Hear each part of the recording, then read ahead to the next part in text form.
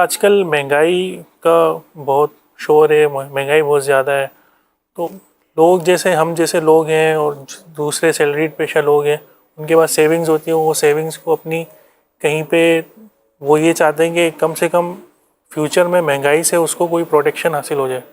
تو اس کے لیے جو سب سے کامن چیزیں ہیں وہ لوگ یہ کرتے ہیں کہ ڈالر لے کے خرید کے رکھ لیا، یا گاڑی کوئی لے کے خرید کے رکھ لی، یا سونا لے کے خرید کے رکھ لیا کہ بعد میں اس کی جو قیمت بڑھے گی تو بعد میں انفلیشن ہوگی تو ہمیں اتنا زیادہ فرق نہیں پڑے گا. تو یہ ذخیرہ اندوزی کی صورت تو نہیں ہوگی، کیونکہ اگر بہت سارے لوگ ایک ساتھ ڈالر خریدنے یا سونا خریدنے مارکیٹ میں جائیں گے تو اس کی جو ڈیمانڈ ہے وہ زیادہ ہو جائے گی اور اس کی جو پرائس ہے وہ اوپر جائے گی. اس بارے میں شرعی حکم کیا ہے؟ دیکھیے، تجارت تو جائز ہے نا، تجارت جائز ہے. ٹھیک، اب کوئی بھی تجارت ہے تو ایک خاص کوئی پس منظر ایسا آ جاتا ہے اس کی وجہ سے ناجائز بھی ہو سکتی ہے، وہ ایک خارجی پس منظر ہوگا. اب ذخیرہ اندوزی کو جہاں علماء نے ناجائز کہا ہے، ایسا نہیں کہ ہر موقع پر ذخیرہ اندوزی ناجائز ہے. گندم آئی ہے ابھی پنجاب میں، تو ابھی کٹ رہی ہے گندم کی فصل، اب یہ ساری گندم بیچ دی جائے، کوئی جمع نہیں کرے گا، بیچو بیچو. اب باہر کا بندہ بیٹھا ہوا آ کے کوئی کہے گا افغانستان بھیج دو، کوئی کہتا رشیا سے ہو کر آتی ہے، کوئی کہتا فلاں ملک میں بھیج دو، فلاں ملک میں بھیج دو. یہاں کیا بچے گا؟ کچھ بھی نہیں بچے گا. تو بعض اوقات ایک چیز کا اس علاقے میں ہونا بھی ضروری ہوتا ہے، اگر وہ نکل جائے گی تو کہاں بچے گی پھر. تو ذخیرہ اندوزی مطلقاً ناجائز نہیں ہے. دو شرائط علماء نے بیان کی ہیں اس کی.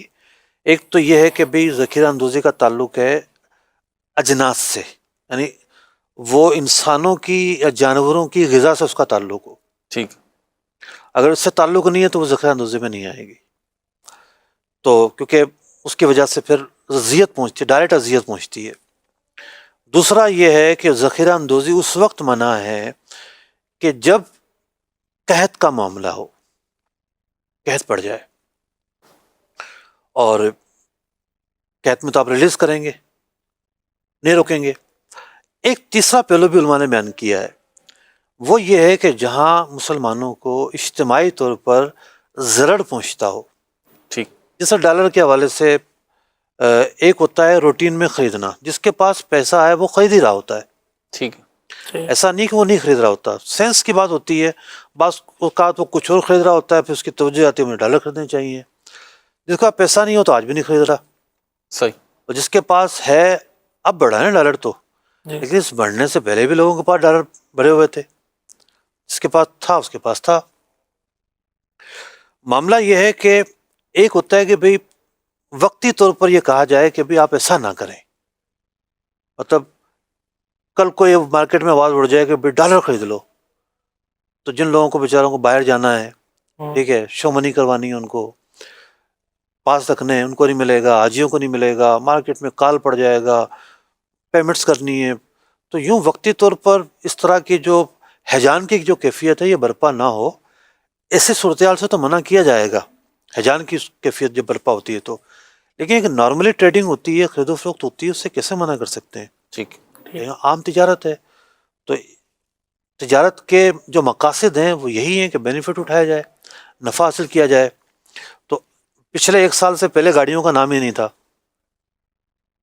اس چیز کے اندر، لیکن پچھلے سال جب یہ دیکھا اور یہ جب ماہرین معاشیات نے لسٹ جاری کی کہ سب سے زیادہ ٹاپ پہ گاڑیاں گئی ہیں، یعنی 20 لاکھ کی گاڑی جو ہے نا وہ 45 لاکھ کی ہو گئی ہے. جی ٹھیک ہے، مطلب 100% سے زیادہ قیمتیں ان کی بڑھی ہیں. تو اب لوگوں کی توجہ گاڑیوں کی طرف بھی ہے. اب گاڑیوں میں ایسا نہیں ہے کہ گاڑیاں جناب وہ کال پڑ جائے گا، معاملہ اس کا الٹ ہو رہا ہے. گاڑیوں کے خریدار نہیں ہے اس وقت. جی ٹھیک ہے نا، خریداری اس کی ڈاؤن ہو چکی ہے کیونکہ قوت خرید جو ہے وہ کم ہو گئی ہے. جی تو ایسا نہیں ہے کہ ہر موقع پر ذخیرہ اندوزی کرنا منع ہو یا اس سے کوئی اجتماعی ضرر لوگوں کو پہنچتا ہو یا اجتماعی نقصان لوگوں کو پہنچتا ہو، ایسا نہیں ہے. اگر ایسی کبھی کنڈیشن ہوتی ہے تو پھر علماء گائیڈ کرتے ہیں کہ اس موقع پر کیا کرنا چاہیے. ٹھیک ہے، تو سب جو انہوں نے پروڈکٹ کی فرمائی تھی جیسے سونا ہے، گولڈ ہے، کر سکتے ہیں، اس کو خرید کے رکھ سکتے ہیں، کوئی ایشو نہیں ہے. بلکہ سونا تو جو ہے اس کا سب سے بڑا مقصد رہا یہی ہے کہ یعنی سیونگ، یعنی ایک کرنسی. بالکل ٹھیک.